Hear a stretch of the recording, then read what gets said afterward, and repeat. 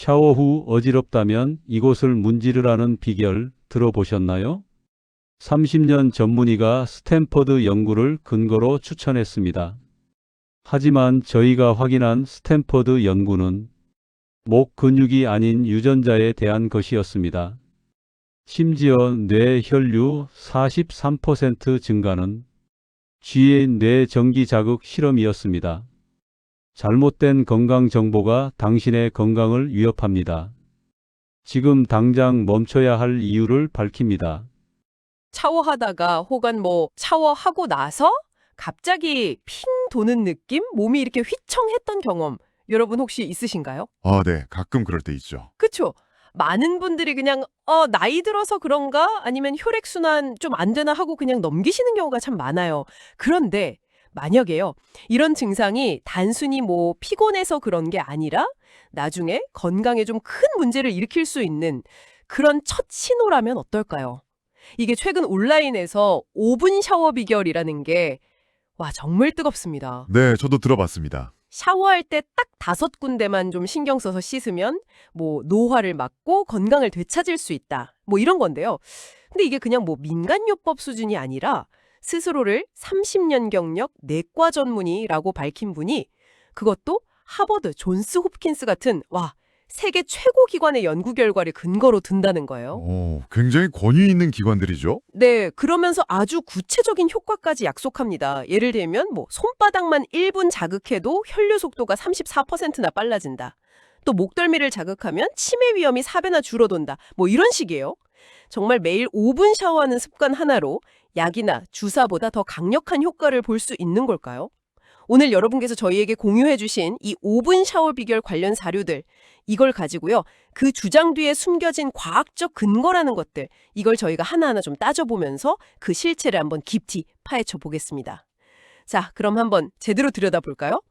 우선 이 주장의 가장 큰 설득력, 아무래도 30년 경력 내과 전문이라는 그 권위에서 나오는 것 같아요. 네, 그렇죠. 아무래도 전문가가 하는 말이라고 하면 더 신뢰하게 되니까요. 맞아요. 어지럼증이나 몸이 붓는 문제? 당연히 경험 많은 의사 선생님하고 상의하고 싶잖아요. 그런데 저희가 자료 속에 나오는 그 이승연 박사라는 분, 이분의 실제 이력을 여러 경로로 좀 확인을 해봤는데, 명확한 신원을 찾기가 좀 어려웠습니다. 네, 맞습니다. 저희도 확인해봤는데 비슷한 성함을 가진 의학 전문가분들은 계셨어요. 근데 이제 그분들의 전문 분야를 보면 영상에서 주장하는 내용하고는 좀 거리가 있더라고요. 예를 들어서 베일러 의대의 같은 이름의 박사님이 계시긴 한데 그분은 흉부외과 그리고 종양면역학, 그러니까 암치료 쪽 전문가셨고요. 내과가 아니군요. 네, 그리고 또 30년 경력과 유사한 이력을 가진 다른 전문의분은 내과가 아니고 물리의학 및 재활 분야, 그러니까 재활치료 쪽 전문가셨어요. 그렇군요. 물론 저희가 못 찾은 동명인의 내과 전문의가 계실 수도 있겠죠. 하지만 현재로서는 이 이승연 박사라는 분의 신원이나 어떤 구체적인 경력을 명확히 확인하기는 좀 어려운 상황입니다. 그렇기 때문에 30년 경력 내과 전문이라는 배경이 주장의 신뢰도를 높이기 위한 일종의 장치일 가능성도 좀 생각해 봐야 할 것 같습니다. 신원 확인이 어렵다는 점은 좀 마음에 걸리네요. 그럼 영상에 등장하는 이연자 씨나 김만수 씨 같은 분들 있잖아요. 그 회복 사례는 어떻게 봐야 할까요? 그건 역시 좀 비슷한 맥락에서 봐야 합니다.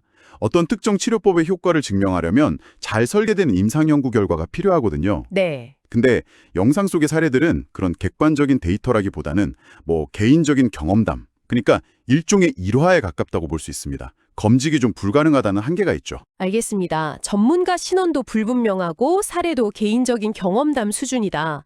그런데 왜 이렇게 많은 사람들이 이 5분 샤워 비결에 솔깃해하는 걸까요? 뭔가 이유가 있지 않을까요? 바로 그 지점이 흥미롭는데요. 완전히 터무니없는 이야기만은 또 아니기 때문이에요. 그런가요? 네, 바로 수치료나 온연료법 같은 실제 물리치료의 원리가 좀 교묘하게 숨어 있거든요. 한번 생각해 보세요.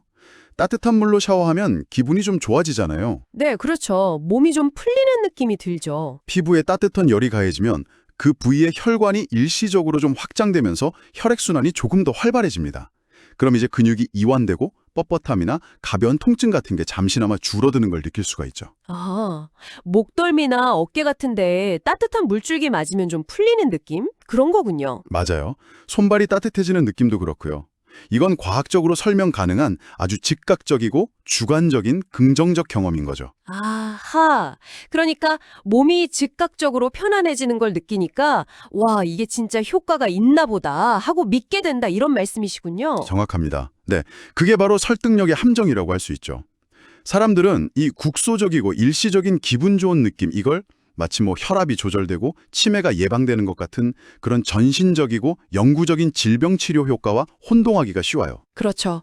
잠깐 편한 게 마치 근본적인 게 해결된 것처럼 느껴질 수 있겠네요. 네, 잠깐의 편안함이 마치 내 몸의 어떤 근본적인 문제가 해결되고 있다는 신호처럼 느껴지는 거죠. 간단한 자가 마사지나 따뜻한 물 샤워가 주는 단기적인 위안 효과는 분명히 있습니다. 하지만 이것이 순환 체계를 정상화시킨다거나 심지어 약보다 강력한 치료제가 된다는 주장과는 이건 전혀 다른 차원의 이야기입니다. 일리 있는 지적이네요. 즉각적인 만족감이 장기적인 치료 효과로 오인될 수 있다. 자, 그럼 이제 본격적으로요. 이 비결에서 강조하는 5가지 순환 포인트 있잖아요. 각각의 과학적 근거라는 것들을 하나씩 좀 꼼꼼히 따져보겠습니다. 여기서부터 정말 흥미로워집니다. 첫 번째 포인트, 손바닥부터 시작해 볼까요? 1분만 자극해도 혈류 속도가 34%나 증가했다. 이런 미국 연구팀 결과를 인용하고요. 특히 엄지랑 검지 사이, 그 합곡혈 있죠. 거길 자극하면 소화불량이 즉시 해결된다. 그것도 과학적으로 입증됐다. 이렇게 주장합니다. 네, 저희가 관련 연구들을 좀 추적해 봤는데요. 손바닥 자극으로 혈류 속도가 34% 증가했다는 미국 연구는 그 출처를 찾을 수가 없었습니다. 그래요? 네, 오히려 특정 진동이나 압력을 손바닥에 가했을 때 손가락 혈류가 감소했다는 연구 결과들은 있었어요. 반대네요. 그렇죠.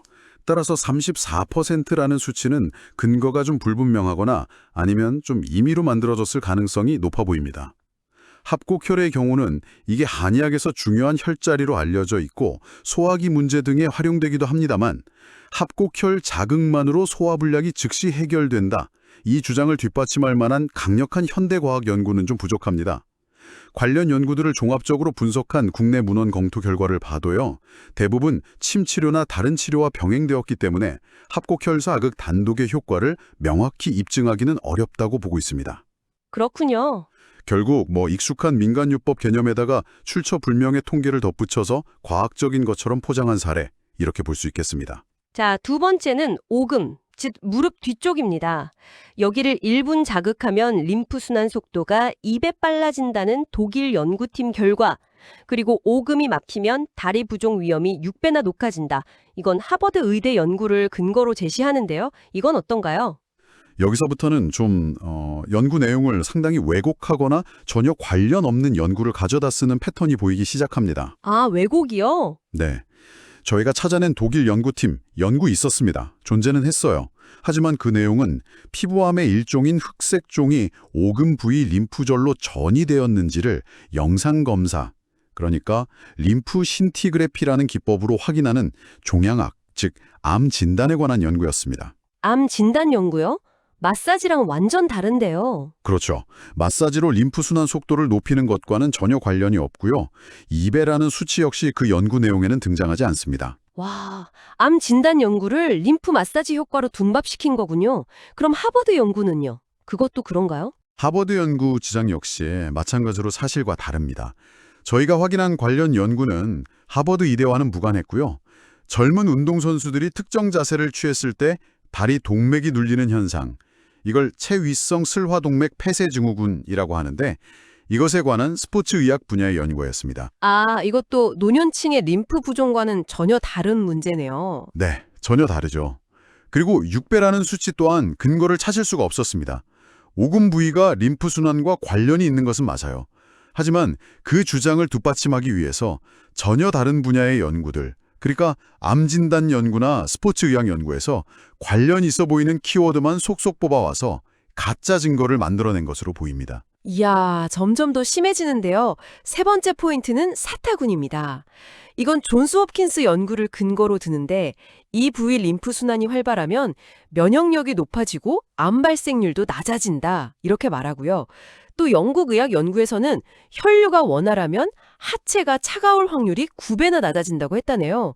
심지어 사타구니를 자극하면 야간류도 개선된다고 하고요. 이건 정말 솔깃한데요. 네, 그렇죠. 들으면 혹할 만하죠.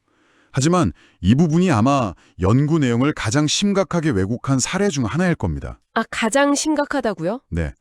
언급된 존스 홉킨스 연구는요, 사람이 사타구니를 마사지하는 것과는 정말 전혀 상관이 없습니다.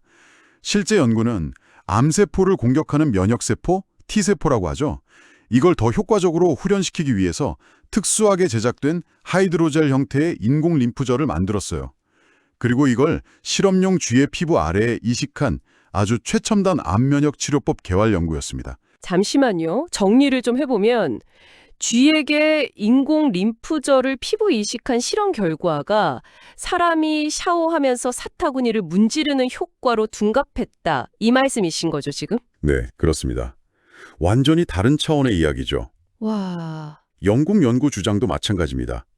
실제 연구는 남성 운동선수들이 격렬한 저항운동 후에 회복을 돕기 위해서 찬물에 몸을 담그는 것, 냉수침지라고 하죠. 그것의 효과를 측정한 스포츠 과학 연구였어요. 찬물이요? 노년층 하지 냉증 치료와는 완전 정반대 상황인데요. 네, 그렇죠. 당연히 9배라는 수치도 조작된 것이고요. 야간류의 경우도 마찬가지입니다. 그 원인이 단순히 사타구니 순환 문제가 아니라 노화에 따른 호르몬 변화나 방광 기능 저하, 또 남성분들 같은 경우는 전립선 문제, 변비 등등 매우 복잡합니다. 치료 역시 원인에 따라 달라지고요. 때로는 전문적인 골반 기저근 강화 물리치료 같은 게 필요할 수도 있습니다. 이걸 단순히 사타구니 문지르기로 해결하려 드는 것은 자칫 위험할 수도 있습니다. 와, 쥐 시험에 운동선수의 찬물 샤워까지 정말 이렇게 둔갑하다니 충격적이네요. 벌써 3가지 포인트를 살펴봤는데 말씀하신 대로 공통적으로 실제 연구 내용을 교묘하게 왜곡하거나 전혀 관련 없는 연구에서 특정 단어나 수치만 가져와서 짜깁게 하는 패턴이 정말 보이는 것 같습니다. 맞습니다. 네, 그런 경향이 아주 뚜렷하게 나타나고 있죠. 이제 네 번째 포인트인 목덜미를 살펴보겠습니다. 네 번째, 목덜미입니다. 여기는 스탠퍼드 병원 연구를 들었는데요. 목덜미가 굳으면 뇌로 가는 혈류가 37%나 감소하고 치매 위험은 4배나 높아진다고 했습니다. 반대로 일본 국립병원 연구에서는 목덜미에 1분간 따뜻한 물로 온열 자극을 주면 뇌 혈류가 43%나 증가한다, 이렇게 주장하는데요. 이 역시 여러 가지 다른 연구 결과들을 아주 교묘하게 짜깁게 한 것입니다. 예를 들어서요, 치매 위험 4대라는 수치는 특정 유전적 요인인 APOE4 유전자 변이를 가진 사람들에게서 나타나는 통계와 관련이 있습니다. 알츠하이머병 위험을 높이는 유전 인자죠. 아, 유전자 문제였군요. 목 근육이랑은 직접 관련 없는... 네. 목 근육이 굳는 것과는 직접적인 연관성이 적다고 봐야죠. 뇌혈류 감소 역시 목 근육 뭉침보다는 경동맥 경직도, 그러니까 뇌로 혈액을 보내는 주요 혈관 자체가 얼마나 딱딱해졌는지 그 정도와 더 관련이 깊습니다. 37%라는 수치 역시 출처 확인이 좀 어렵고요. 물론 목 건강과 뇌 기능의 연관성을 살펴보는 연구들이 있기는 합니다.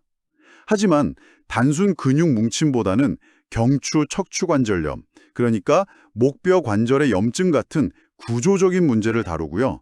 그마저도 명확한 인과관계를 확정짓지는 못하고 있습니다. 결국 유전학 연구, 척추 관절염 연구, 혈관 경직도 연구 등 서로 다른 분야의 개념들을 조금씩 빌려와서 마치 스탠포드 연구에서 다 밝혀낸 것처럼 가상의 결과를 만들어낸 거죠. 그럼 일본 국립병원 연구는요? 목덜미 온열 자극으로 뇌혈류 43% 증가, 이건 어떤가요? 그 부분은 더욱 심각한 왜곡입니다. 더 심각하다고요? 네.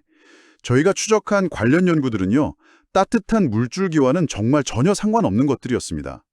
예를 들면 난치성 뇌전증 환자에게 시행하는 미주신경자극술이라고 있어요. 목 부위에 의료기기를 삽입해서 미주신경을 전기적으로 자극하는 치료법이거든요. 수술 같은 건가요? 네, 그렇죠. 또 두경부암 환자의 통증 조절을 위한 경추 척수자극술, 심지어 마취된 실험용 쥐의 뇌간 특정 부위에 전기 자극을 가한 실험 등이었습니다.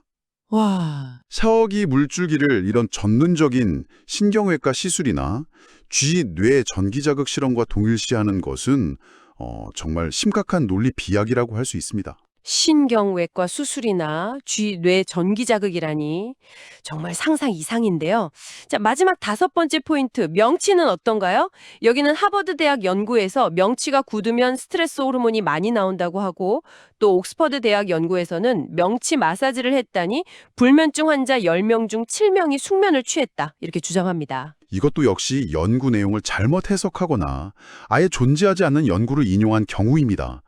명치가 굳으면 스트레스 호르몬이 높다 이 주장은 허버드 의대의 허버트 벤슨 박사가 연구한 이완 반응 릴렉세이션 리스폰스 연구로 왜곡한 것으로 보입니다. 이완 반응 연구요? 네, 벤슨 박사의 연구는 명상이나 심호흡 같은 정신적인 활동을 통해서 스트레스에 대한 생리적 반응을 상쇄할 수 있다는 심신의학 분야의 연구입니다. 명치라는 특정 신체 부위의 물리적인 굳음 자체가 문제라고 본 것이 아니에요. 아, 정신적인 활동에 대한 연구였군요. 그렇죠.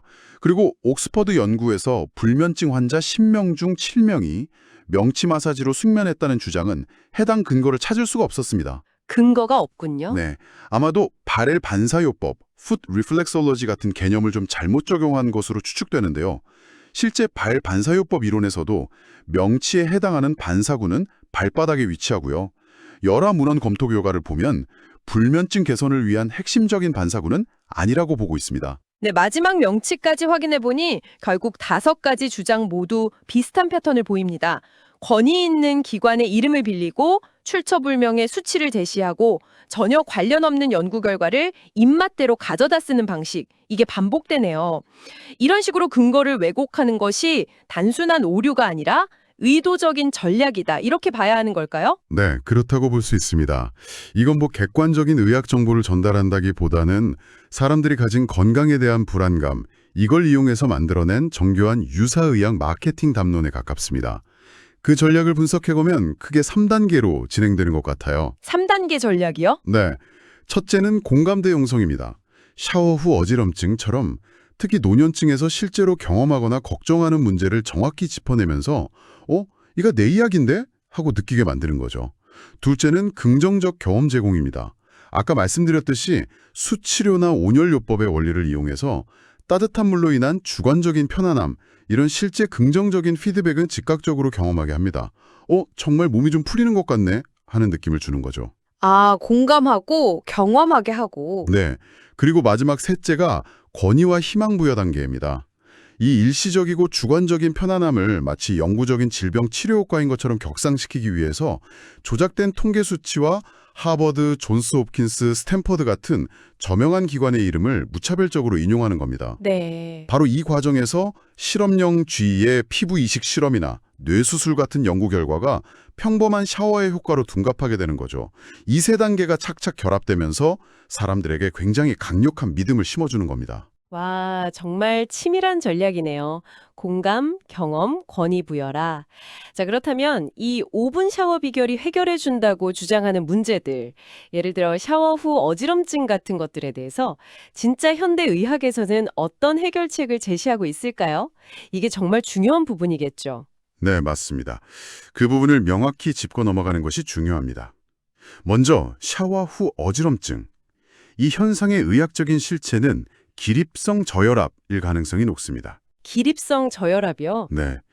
뜨거운 물 때문에 말초혈관이 확장된 상태에서 갑자기 일어서면 혈압 조절 기능이 순간적으로 따라가지 못해서 뇌로 가는 혈류량이 일시적으로 부족해지면서 어지럼증을 느끼는 거죠. 특히 노년층에서는 이게 낙상의 주요 원인이 되기도 합니다. 위험할 수 있겠네요. 그럼요. 그래서 의학적 권고는 오금을 문지르는 것이 아닙니다. 첫째, 너무 뜨겁지 않은 미지근한 물로 샤워 시간을 좀 적절히 조절하고요. 둘째, 샤워 후에는 천천히 일어나야 합니다. 셋째, 욕실 바닥에 미끄럼 방지 매트를 깔고 필요하다면 안전 손잡이를 설치하는 것이 좋습니다. 넷째는 평소 충분한 수분 섭취와 함께 스쿼트 같은 하지 근력 운동을 꾸준히 하는 것도 도움이 되고요. 다섯째는 만약 이런 증상이 반복된다면 반드시 의사와 상담해서 당뇨병이나 심장질환 혹은 복용 중인 약물의 부작용 같은 다른 원인이 있는지 꼭 확인해야 합니다. 네, 원인 파악이 중요하군요. 다음으로 다리 부종 또는 무거운 다리 느낌. 이거는 만성 정맥 부전, 그러니까 정맥 순환 장애나 림프 부종, 즉 림프액 순환 장애의 초기 신호일 수 있습니다. 이때 의학적 권고는요, 영상에서 말하는 것처럼 무작정 문지르는 것은 오히려 상태를 악화시킬 수도 있어요. 전문적인 도수 림프 배출법, 매뉴얼 림페틱 드레이니지라는 건 굉장히 부드럽고 정교한 테크닉이 필요하거든요. 함부로 하면 안 되겠네요. 네, 실제로는 첫째, 의료용 압박 스타킹을 착용하거나 둘째, 쉬거나 잠잘 때 다리를 심장보다 좀 높게 올리는 것이 도움이 됩니다. 셋째, 증상이 계속되면 혈관외과나 재활의학과 같은 전문가의 진료를 받아서 정확한 원인을 파악하고 적절한 치료를 받는 것이 중요합니다. 알겠습니다. 그럼 머리가 맑지 않고 치매가 걱정되는 경우는요? 목덜미 문지르라고 했잖아요. 네, 하지만 목덜미를 문지르는 것이 치매를 예방한다는 과학적 근거는 없다고 봐야 합니다. 영상에서 언급된 4배 위험은 APOE4 유전자와 관련이 있었고 뇌혈류 감소는 동맥 경직도와 더 관련이 깊었죠. 그래서 의학적 권고는 이렇습니다. 뇌 건강과 치매 예방을 위해서는 첫째, 고혈압, 고지혈증, 당뇨병 같은 심뇌혈관 질환의 위험 요인을 철저히 관리하고요. 둘째, 금연, 절주, 건강한 식단 유지와 함께 셋째, 꾸준한 유산소 운동과 근력 운동 같은 신체 활동을 유지하는 것이 핵심입니다. 인지 활동이나 사회적 교류도 중요하고요. 결국 기본적인 건강관리가 중요하다는 거네요. 맞습니다. 마지막으로 불면증과 스트레스 문제인데요. 명치 마사지로 불면증 환자 10명 중 7명이 숙면했다는 옥스퍼드 연구는 존재하지 않았고 허버드 연구는 명상과 같은 정신적 훈련에 관한 것이었죠. 의학적 권고는 이렇습니다. 스트레스 관리에는 아까 언급했던 하버드 벤슨 박사의 이완 반응 기법, 그러니까 명상, 심호흡, 점진적 근육 이완법 같은 정신적 훈련이 실제로 효과적입니다. 만약 야간휴 때문에 잠을 제대로 못 자는 것이 불면증의 주된 원인이라면 비뇨의학과 진료를 통해서 수분 섭취 조절, 변비 치료, 필요한 경우 약물 치료나 골반 기저근 물리치료 등의 도움을 받는 것이 올바른 접근법입니다. 명치 마사지가 아니고요.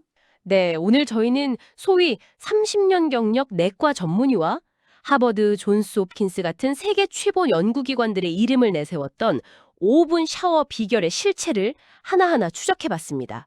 그 결과 이 비결을 주장하는 화자의 신원은 불명확했고 제시된 과학적 근거라는 것들은 대부분 조작되었거나 전혀 관련 없는 연구들을 심각하게 왜곡하고 과장한 것이었음을 확인할 수 있었습니다. 네, 존스 홉킨스의 쥐 실험 결과가 일본의 뇌수술 관련 연구가 평범한 샤워의 효과로 둔갑하는 참 놀라운. 네, 정말 그랬습니다. 네, 그렇습니다. 이 5분 샤워 비결은 따뜻한 물이 주는 일시적인 편안함이라는 미끼를 이용해서 실제로는 검증되지 않은 막연한 희망을 파는 일종의 마케팅 담론에 가깝다고 볼 수 있습니다. 어쩌면 더 큰 위험은요, 이런 정보를 철석같이 믿고 따르다가 기립성 저혈압이나 만성 정맥 부전, 야간뇨 같은 진짜 문제의 정확한 진단과 적절한 치료 시기를 놓치게 될 수도 있다는 점입니다. 그게 정말 위험할 수 있겠네요. 치료 시기를 놓치는 거요. 그렇죠. 건강에 대한 불안감이 클수록 쉽고 빠르고 뭔가 기적적인 해결책에 귀가 쏠깃해지기 마련입니다. 하지만 적어도 현대의학의 영역에서는 권위 있는 이름과 그럴듯한 숫자로 포장된 숨겨진 비밀이나 비법 이런 건 존재하지 않습니다. 네. 오직 투명하게 공개된 데이터, 엄격한 검증 과정, 그리고 그렇게 쌓인 증거에 기반한 의학적 권고만이 있을 뿐입니다. 맞습니다. 여러분의 건강을 지키는 열쇠는 5분짜리 기적적인 비결이 아니라 과학적 사실에 기반한 꾸준한 생활 습관 관리와 또 필요할 때 전문가와 나누는 정확한 상담에 있다는 점을 꼭 기억해 주셨으면 합니다. 그렇다면 여기서 한 걸음 더 나아가서 이런 질문을 던져볼 수 있을 것 같습니다. 우리의 건강에 대한 두려움과 또 간절한 희망을 너무나 잘 파고드는 이런 종류의 정보들, 온라인 세상에서 끊임없이 마주하게 될 텐데요. 그때 우리는 어떻게 하면 조금 더 비판적인 시각으로 정보를 받아들이고 진짜 정보와 그럴듯하게 포장된 가짜 정보를 구별해낼 수 있을까요? 이 질문은 오늘 우리가 나눈 이야기 넘어 여러분 각자가 계속 고민해 볼 만한 중요한 화두가 아닐까 생각합니다.